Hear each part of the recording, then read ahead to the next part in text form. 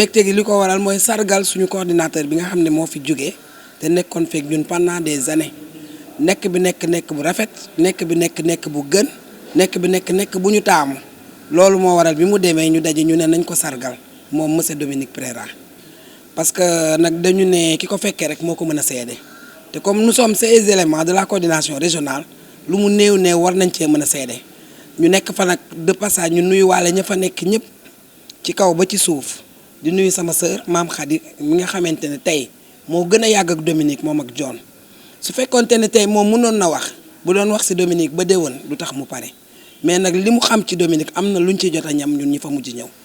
mënuñu wax ci moom lu dul yar mënuñu wax ci moom lu dul teggin mënuñu wax ci moom lu dul posé mënuñu wax ci moom lu dul jub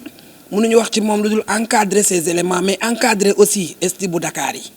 la petite enfance de Dakar tey bi Dominique génnee ba ñu ne yóbbu nañ ko Saint-Louis mën naa wax ni nit yi jooy rek lañ defut amut luñ defut mais nag l'administration est ainsi faite les hommes passent les institutions demeurent bu demee dañuy jàpp rek ne tey Ndar gagné na parce que li mu jot a installé fii ce qui est sûr et certain mooy il va le faire à Saint-Louis parce que nag ndox du bàyyi yoonam. xam nga liggéey ak ay nit ñeenti at yu weesu ñu décider ni dañ lay sargal loolu moom dañ koy rafetlu di ci gërëm acteur petite enfance yëpp mënuma lim ñëpp waaye li ci am solo mooy ci biir salle bi tey am nga ay inspecteur am nga ay directeur d'école am nga conseiller familial am nga également des membres de comité de gestion ak ay invité sama andi jaam yi ci tënk donc ñu ngi koy rafetlu. ñu leen fi bàyyi mooy daanaka liggéey lu bëri ci wàllu tout tànk yi am na ay chantier yu bëri ñu door boo jëlee tout tànk yi am 0 ba ñetti at mooy maanaam ñi nekk ci crèche yi ak ñoom seen pouponnière daanaka am na liggéey bu des tàmbali nañu li ñuy tuddee formalisation structure yooyu mooy maanaam fexe ba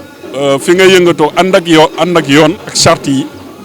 tàmbali nañ ko des na gaa itam ñu ngi xaarandi décret bi président de la république war a jël ci fànn boobu ci fànn crèche yi ak yooyu fexe ba aar tout tànk yi ci bërëb yooyu xam ngeen crèche dafa xaw a sensible donc liggéey bi jàpp naa ni lu ñu sumb am na solo bu ko defee sama naataango Cissé dina wéyal liggéey bi ci fànn boobu léegi nag des na ay penco yu bëri ci fànn boobu ba léegi moo xam ni ci wàllu curriculum des 0-3 ans maanaam fexe li ñu leen di jàngal mu daal di leer ci bëtu askan bi yëpp mais itam ci wàllu normes yi maanaam ci anam yi ñuy nekkee ci bërëb yooyu ñu fexe ba mu nekk ay anam yu sell mais itam anam yi nga xamante ne dina aar tout tànk yooyu boo jëlee tamit ci wàllu yeneen structures yi case des tout-petits école maternelle tàmbali nañu ay rencontre trimestrielle moo maanaam ay xeetu ndaje bi nga xamante ne day may ñooñu directeur d'école yi mën a tàggatu bu baax ci wàllu éducation ci wàllu ni ñuy yore école yi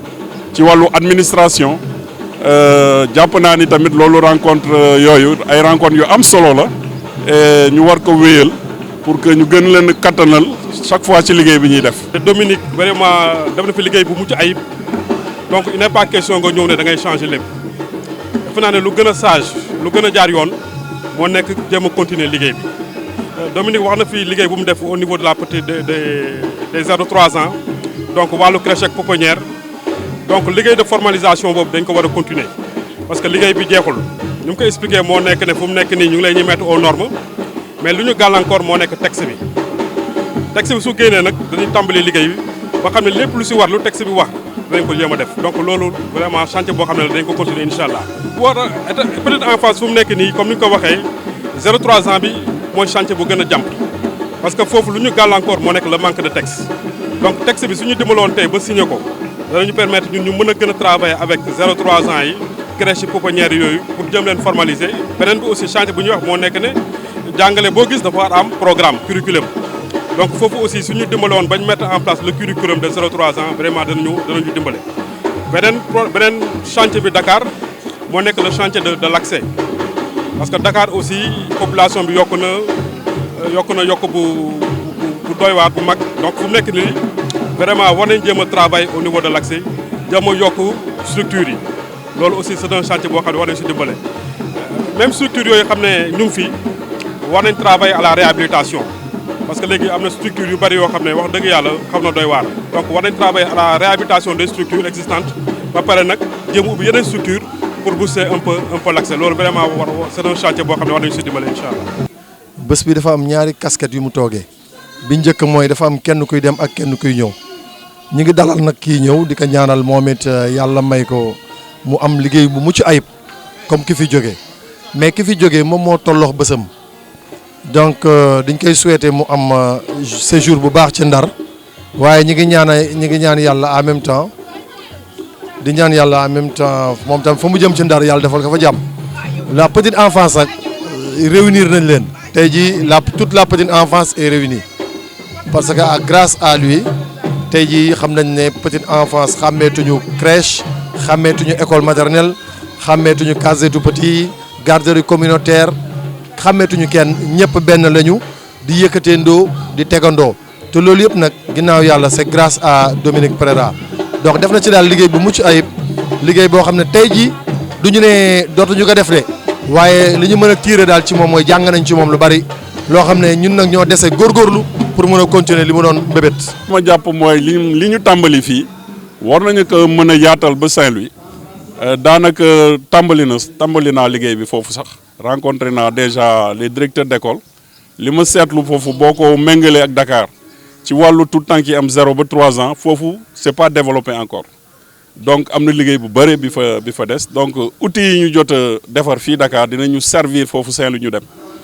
mais ci wàllu également renforcement capacité directeur d'école yi am na liggéey lu bëri aussi li des foofu Saint-Louis lu ñu tàmbali fii dinañu may ñu mën a gëstu pour gën ko mën a wéyal foofu Saint-Louis boo jëlee tamit acteurs yi yëngatu ci biir tout tànk yi généralement acteurs yi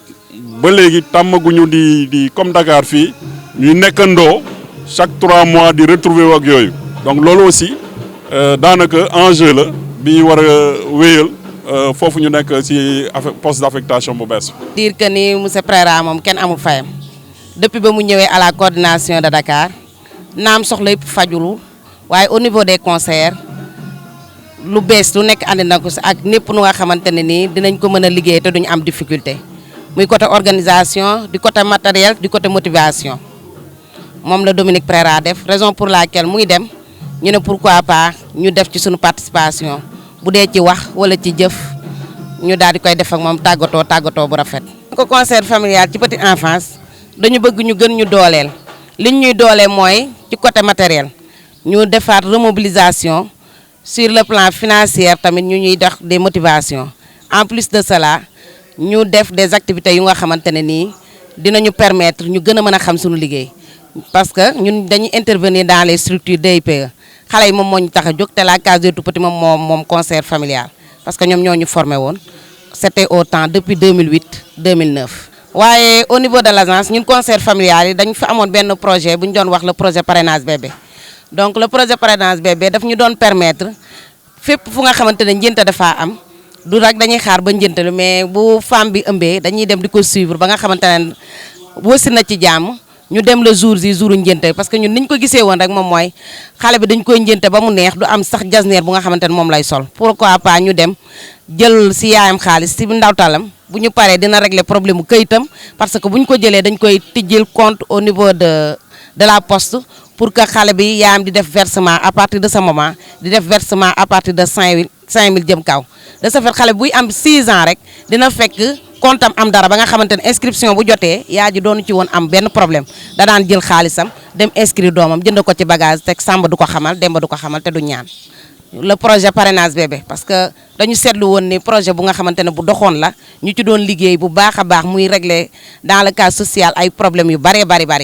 parce que nag denc ci loo yëgul nga xaar ba nga xamante ne jot na nga dem jëli bañ Samba xamal la Demba xamal na loolu benn projet gënu koo noble. ginnaaw loolu nag ñu wax ko rek ne ko dem ndaram ak ñun mi ngi mel ni ñun ñi ngi ndar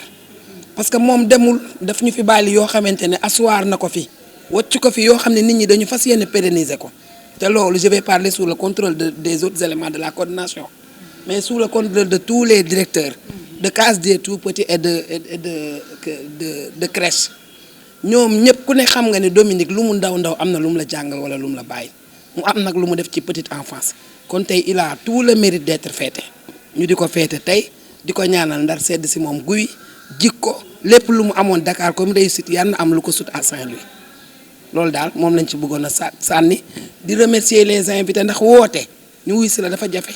te xool nga salle bi ni mu mel ñëpp ñëw nañ nit ñëpp dañu ñëw ak yéene ñëpp yéene Dominique da nga koy xam yéene bi ba ci sañ-say.